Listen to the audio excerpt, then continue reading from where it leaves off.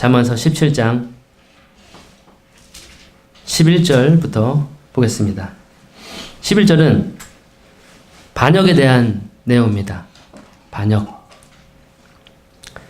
악한 자는 반역만 구하나니 그러므로 그를 치려고 그분께서 잔인한 사자를 보내시리라. 여기서 말하고 있는 사자, 잔인한 사자는 메신저입니다. 잔인한 사자를 누구에게 보내느냐?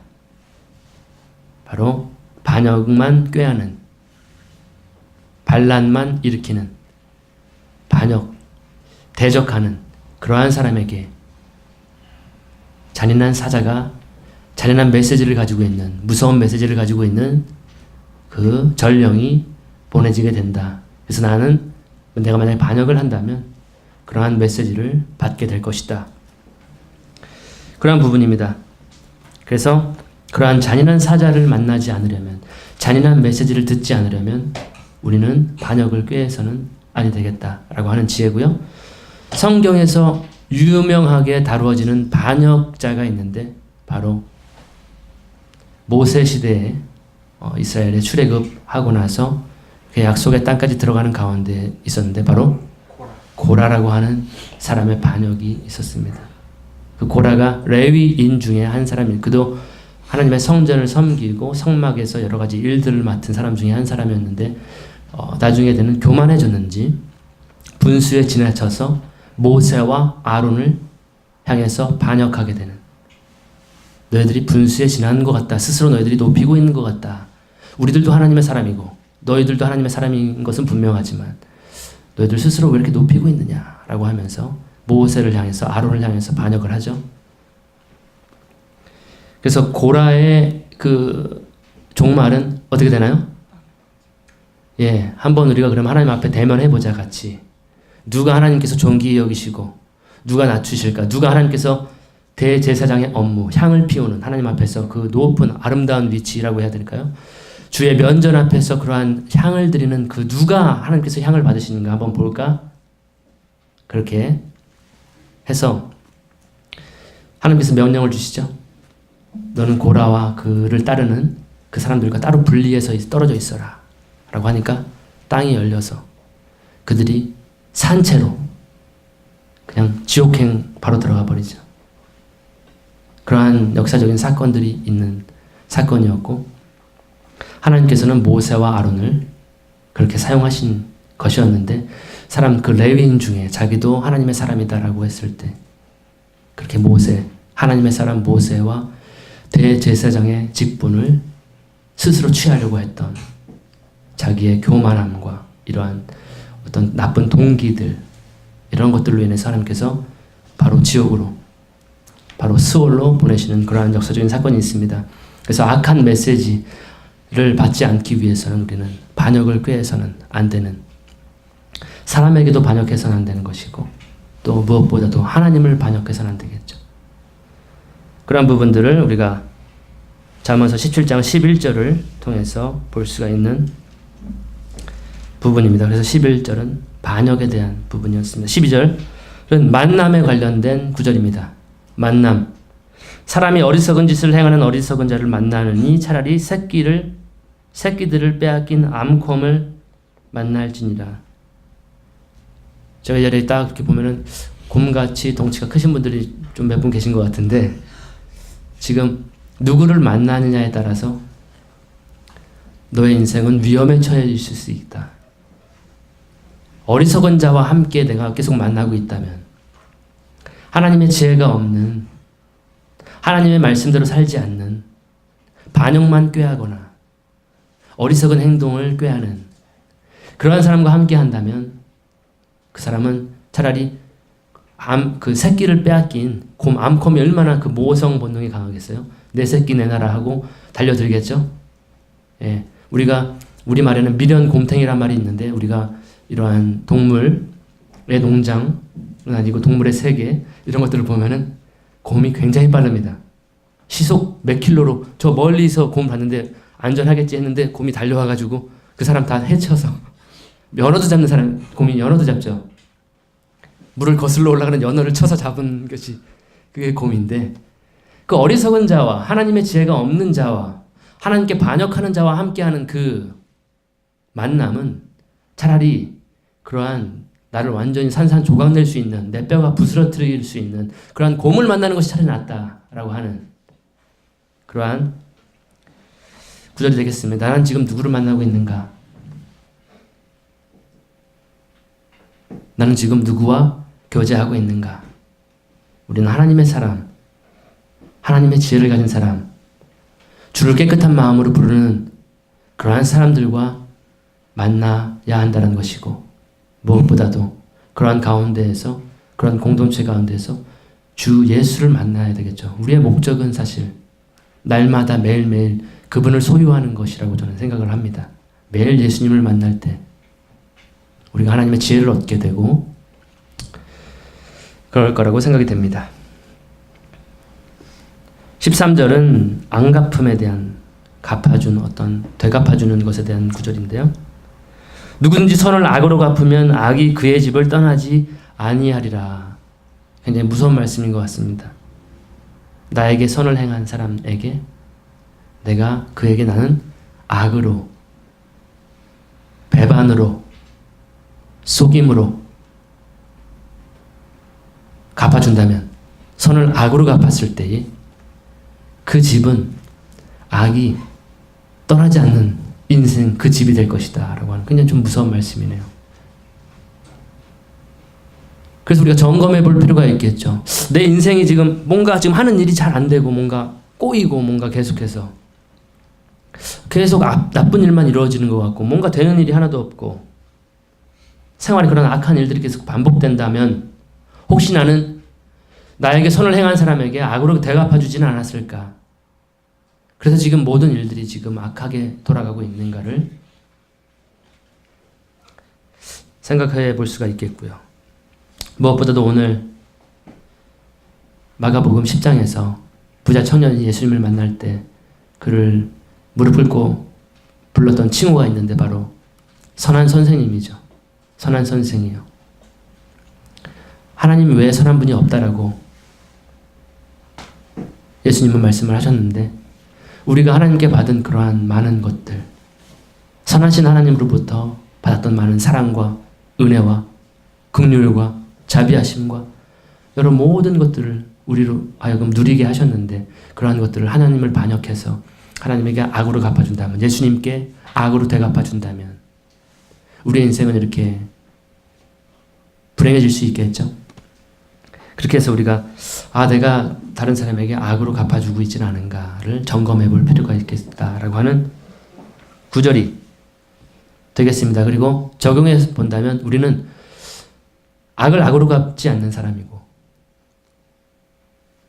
누군가 나에게 악을 범했을지라도 우리는 선으로 되갚아주는, 그래서 악에게 지지 말고 선으로 악을 이기는 그러한 삶으로 우리가 성경은 우리의 삶을 제시하고 있고 그러한 삶을 살았을 때 그 시편의 기자의 고백처럼 여호와의 선하심과 인자하심이 정녕 나를 내 평생에 따를 것이다. 내가 여호와의 집에 영원히 거할 것이다. 우리는 악을 악으로 갚지도 않고 악을 선으로 갚는 그러한 삶으로 사는 것이 하나님의 지혜인 것을 이 부분을 통해서 우리가 볼 수가 있는 구절입니다. 14절은 싸움과 다툼에 대한 구절입니다. 싸움과 다툼. 다툼의 시작은 사람이 물을 엎지르는 것과 같으니 그러므로 싸움에 말려들기 전에 그것을 그칠지니라. 14절 개역 성경으로 다투는 시작은 뚝에서 물이 새는 것 같은즉 싸움이 일어나기 전에 시비를 그칠 것이니라. 물이 엎질러지면 돌이킬 수 없고 댐에서 작은 금이 가서 물이 점점 새면 그 댐은 무너져서 엄청난 혼수가 나는 것처럼 싸움과 다툼도 쏟아져 버리면 감당할 수 없는 결과물들을 당하게 된다라고 하는 그런 구절이 되겠습니다. 그래서 다툼과 싸움도 그와 마찬가지로 그 사건이 일어나기 전에, 싸움이 시작되기 전에, 시비가 일어나기 전에 빨리 그치고 화해하는 그것이 지혜다라고 하는 것을 볼 수가 있겠습니다. 제 개인적인 이야기를 드리자면 제가 어렸을 때 굉장히 다툼과 싸움을 많이 했던, 좀 다들 못 믿으시는 것 같은데 굉장히 제가 다툼과 싸움을 많이 했던 사람 중에 한 사람이었습니다. 제가 어렸을 때부터 작고 귀엽고, 제 입으로 말하기 그렇지만 아무튼 그래서 저를 함부로 대했던 친구들이 많이 있었던 것 같아요. 그러면 저는 그거를 몽땅몽땅 하는 성격이었어요.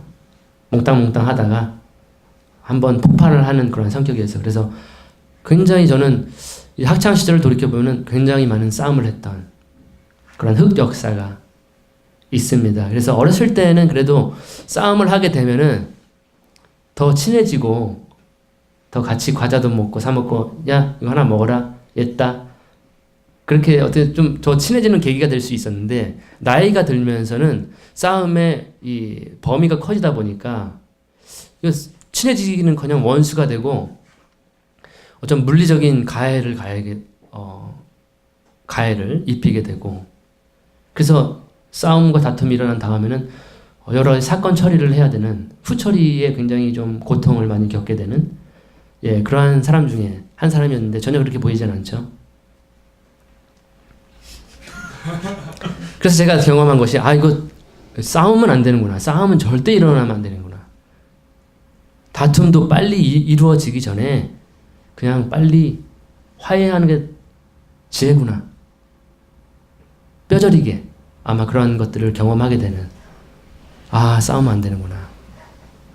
우리 여기 민중의 지팡이 분들 몇 분 계신데, 그런 분들도 막 오고 가는 그러한 사건들이 이루어지면은 굉장히 힘들더라고요.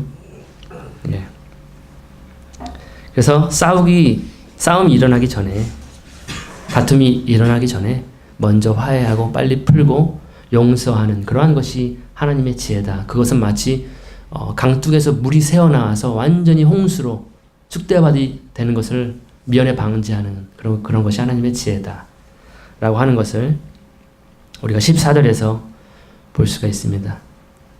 15절에 잘못된 판단입니다. 15절은 사악한 자를 의롭다 하는 자와 의인을 정죄하는 자는 둘 다 여호와께 가증한 자니라. 착한 사람을, 의로운 사람을, 아무 잘못을 범하지 않은 사람에게 그 사람을 악하다 하고 정죄하게 되는 것, 악인, 나쁜 짓을 많이 하고 있음에도 불구하고 그를 옹호하고 보호하고 그를 의롭다 하는 잘못된 판단, 그러한 것들을 피해야 된다는 것이죠. 왜냐하면 지금 이 구절에서 하나님께서는, 여호와께서는 의로우신 재판장이세요. 모든 것을 바르게 판단하시고 선한 사람과 악한 사람을 정확하게 구분할 수 있죠. 근데 사람은, 저 사람이 물증이 있고 심증이 있게 되면 저 사람을 이상하게 표현하게 되고 판단하게 되고, 저 사람 악한 사람이다라고 말을 하게 되고, 그렇게 잘못 판단을 하게 되는 경우가 있다는 것이죠. 그런데 그렇게 우리가 사람을 잘못 판단했을 때 하나님께서는 그거 가증하게 여기신다는 거죠. 의로운 사람을, 착한 사람을 악하다고 하는 것, 악한 사람을 의로운 사람이라고 하는 것, 그거 다 여호와께서 심히 미워하시는 것이다 라고 하는 구절을 15절의 내용이 되겠습니다. 그래서 우리는 눈에 보이는 대로, 우리가 들리는 대로, 우리 마음과 생각으로 생각되는 대로 사람을 판단해서는 안 된다는 것이에요. 우리는 빠르게 모든 것을 판단하는 경우가 있는데, 그 하나님께서 가증히 여기신다라고 하는 것, 그것이 15절의 내용이었습니다. 16절 어리석은 동기라고 제가 제목을 붙여봤습니다. 16절은 어리석은 자는 지혜에 마음을 두지 아니하거늘 그가 어찌하여 손의 값을 가지고 지혜를 구하려 하느냐. 미련한 자는 무지하거늘 손의 값을 가지고 지혜를 사려 함은 어찌민고. 한마디로 무엇에다 쓰려고 지금 지혜를 구하고 있는가라고 하는 거죠. 근데 이 어리석은 자의 특징은 돈이면 다 되는 거죠. 이것을 내가 값을 가지고 지혜를 내가 구하겠다. 근데 이 잠언 기자는 마음에도 없는 지혜를 왜 구할까? 왜 잘못된 동기로서 바르게 사용하지도 못할 지혜를 왜 자꾸 돈을 투자하면서 구하려고 하는 것일까? 흥미로운 것은 우리가 잠언서 앞장 4장 7절인데요. 모든 것 중에서 지혜가 제일이니 지혜를 사서 얻으라고 잠언 기자는 이야기를 했어요. 모든 것 중에 금보다 은보다 모든 것 중에 지혜가 제일이기 때문에 너에 있는 모든 소유를 통털어서 마치 부자 청년에게 너의 재산을 팔아서 나를 쫓으라 라고 하는 것처럼 그 하나님의 지혜, 예수님을 만나야 된다. 하나님의 지혜를 소유해야 된다 라고 말을 했는데 여기서는 왜 어리석은 자가 손에 돈을 가지고 그걸로 가지고 지혜를 사려 하느냐. 뭔가 다른 동기와 목적이 있다는 거죠. 지혜를 제대로 사용하지도 못할 것이면서 그 하나님의 선물들을 지금 찾고 있다, 구하고 있다, 갈구하고 있다라고 하는 것이죠. 이와 비슷한 사건이 사도행전에 있어요. 바로 이름은 마술사 혹은 위대한 자칭 스스로 위대한 자라고 했던 시몬이 있습니다. 시몬. 여러 가지 사도들과 집사들의 여러 가지 행하는 그러한 성령 충만한 역사들을 보고 와, 나도 저거 하고 싶다. 나도 안수하면은 성령이 임해서 사람들로 하여금 그러한 놀라운 역사를 나타나게 하는 그러한 일들을 하고 싶다. 나도 설교하고 찬양하면 하나님의 놀라운 역사들이 일어나고 기적들이 일어나는 그러한 것들을 내가 사고 싶다. 얻고 싶다. 그래서 어떻게 하냐면 돈을 싸질러 와가지고 베드로한테 오죠. 나도 안수하는 사람에게 그러한 성령이 임하게 하여 주옵소서. 나도 그 지혜를 얻고 싶습니다. 나도 그 하나님의 선물을 얻고 싶습니다. 라고 했더니 베드로가 그러죠. 네가 하나님의 선물을 돈을 주고 살려고 했구나. 목적과 동기가 다르구나. 네 마음속에 악독이 가득하다. 그렇게 했던 사건이 바른 동기와 목적을 가지고 하나님의 지혜와 하나님의 선물들을 잘 사용을 해야 되는데 자칭 위대한 자라고 해서 뭔가 있어 보이는 것처럼 될 것 같아서 뭔가 존경받을 것 같아서 그러한 돈으로 그런 것들을 자기 수단으로 이루고자 했던 그러한 사건이 사도행전에 기록이 되어 있는 부분이 있습니다. 그래서 어리석은 자, 바른 목적과 동기를 가지고 하나님의 지혜를 마음에 품으라는 거죠. 그 지혜를 듣고 비싼 값 주고 지혜를 얻고 무용지물로 사용할 것이 아니라 하나님의 지혜대로 사는 것이 정답이라는 거죠. 하나님의 뜻대로 그것을 지혜를 사용하는 것이 하나님의 목적대로 지혜를 사용하는 것이 지혜다라고 하는 것을 지금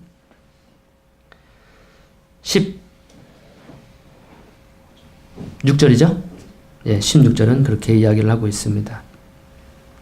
17절은 친구와 형제의 목적에 대한 구절입니다. 친구와 형제의 목적.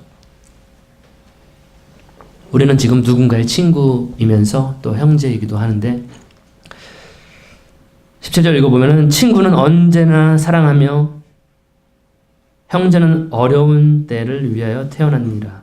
혹은 역경에 위해서 태어났느니라 라고 친구와 형제의 존재의 이유에 대해서 설명을 하고 있습니다. 뭐냐면 친구는 언제나 사랑해주기 위해서 우리는 누군가의 친구죠. 언제나 사랑해주기 위해서 우리는 존재하는 것이다. 친구의 목적이고 두 번째로 형제의 목적은 그 어려운 때를 돕기 위해서 한 사람의 역경을 도와주기 위해서 존재하는 것이다. 이 구절을 보면서 저는 사실 많이 좀 찔림이 있었던 그런 부분이에요. 내가 형제로서, 내가 친구로서 언제나 사랑해주고 있었는가? 그가 어려울 때, 그가 힘들어할 때 그를 도와주고 있었는가? 라고 하는 것, 혹은 외면하지는 않았었는가? 그런 부분들을 생각하면서 나는 참 언제나 해주지 못했구나. 나는 그의 어려운 때, 힘들고 고통스러운 때에 그에게 위로가 되지 못하고 도와주지 못했었구나라고 하는, 그래서 저는 이 구절에 해당하지 못하는 사람이구나라는 것을 발견했습니다. 예수님이 그런 말씀하셨죠. 사람이 이거보다 더 위대한 사랑이 없다라고. 뭐냐면 친구가 자기 친구를 위해서 목숨을 내려놓는 것보다 더 위대한 사랑이 없다라고 하는 거죠. 자기 목적을 위해서 친구를 사랑하는 것이 아니라, 자기 사랑을 만족시키기 위해서 친구를 사랑하는 것이 아니라, 그 사람을 위해서, 그 친구를 위해서 내 목숨을 내려놓는 그것보다 위대한 사랑이 없다라고 하는, 예수님은 사실 그러한 사랑을 몸소 보여 증거하셨던 분이시라는 것을 성경은 말하고 있습니다. 그래서 언제나 사랑해줘야 되겠구나. 그리고 언제나 그가 힘들 때 도움이 되어줘야 되겠구나. 그러한 구절이었습니다. 18절은 거의 다 끝났습니다. 이제 19절까지만 보면 돼요. 깨어나셔도 될 것 같아요.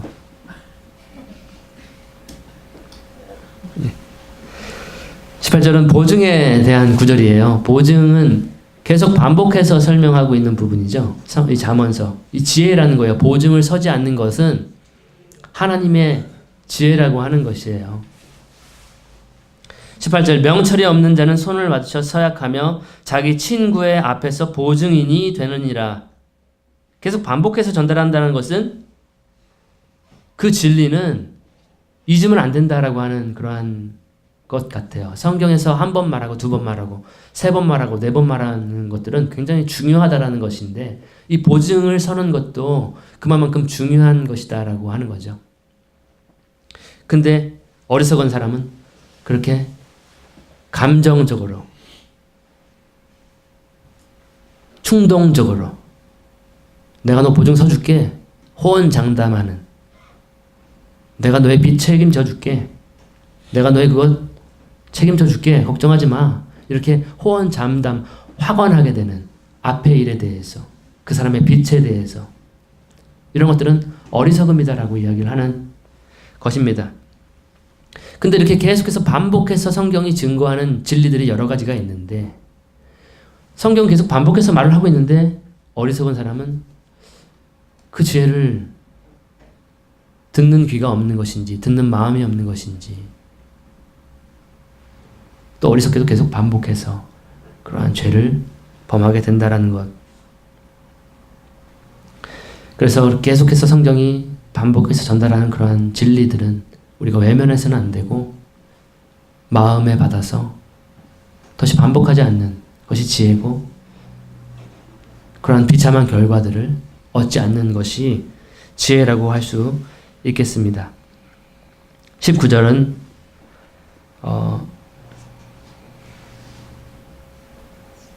이상한 것을 좋아하는 거예요. 이상한 것을 좋아하는, 이상한 것을 사랑하는 것, 그러한 구절이 되겠습니다. 19절, 다툼을 사랑하는 자는, 혹은 다툼을 좋아하는 자는 범법을 사랑하며 혹은 죄가를 좋아하며 자기 문을 높이는 자는 파멸을 구하느니라. 파괴를 구하는 자이다. 이상한 것을 추구하고 이상한 것을 한다는 거죠. 다툼을 사랑한다는 거.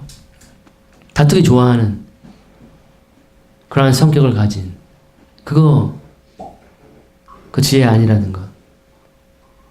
다툼을 좋아하는 것은 범법을 좋아하고 죄를 사랑하는 자라는 것. 이상한 것을 좋아하고 있는 것이라는 것. 또 문을 높이는 것. 이거는 제가 이 구절을 보면서 생각을 많이 했던 부분이에요. 문을 높인다? 이게 어떠한 의미가 있는가? 문을 높인다? 여러 주석가들이 이야기를 해요. 굉장히 헛된 건축, 헛된 것들에 지금 자기 집에 문을 쫙 높이 만드는 헛된 것을 사랑하고 있는, 또 혹은 교만한 것, 헛된 자랑, 이런 것들, 그 사람은 파괴를 좋아하는 사람이다 라고 하는 부분입니다.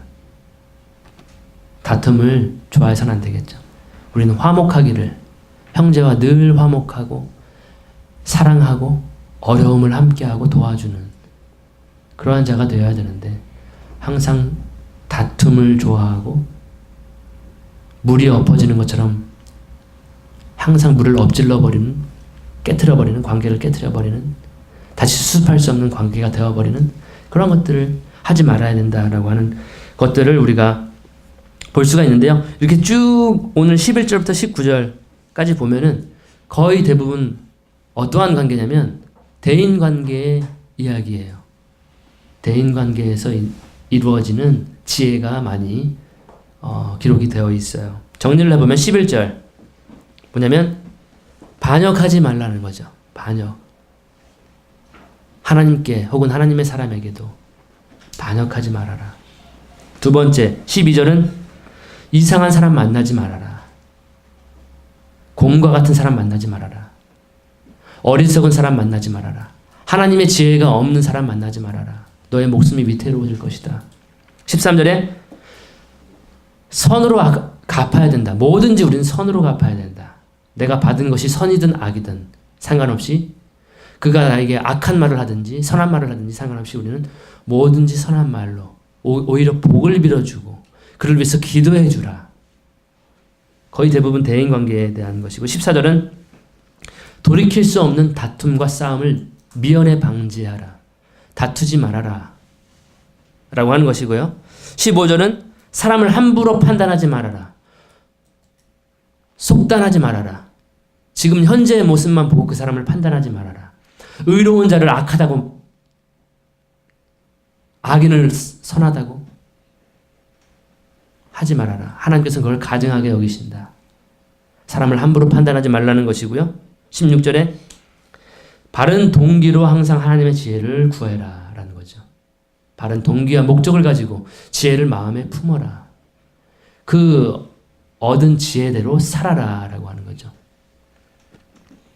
17절은 우리는 언제나 이웃을 사랑하고 친구를 사랑하고 형제의 어려움을 도와줘라 라고 하는 지혜가 되겠습니다. 18절은 보증 서지 말아라. 보증 서지 말고 확언하지 말고 단언하지 말아라. 19절은 다툼과 교만을 사랑하지 말아라 라고 하는 것으로 오늘 정리를 할 수 있겠습니다. 그래서 결국엔 이웃 사랑이 많이 지금 포함되어 있는 구절입니다. 우리 옆에 계신 분들 다 형제요, 자매요, 내 친구요, 내 골육지친이죠. 주 안에서 우리는 하나죠. 그렇기 때문에 서로 사랑해주고 도와주고 선한 일을 도모하고 악을 악으로 갚지 않고 선으로 갚아주고 이런 여러 가지 하나님의 지혜들을 우리가 볼 수 있는 그러한 장이 아니었는가 생각이 되고요. 기도로 마치겠습니다.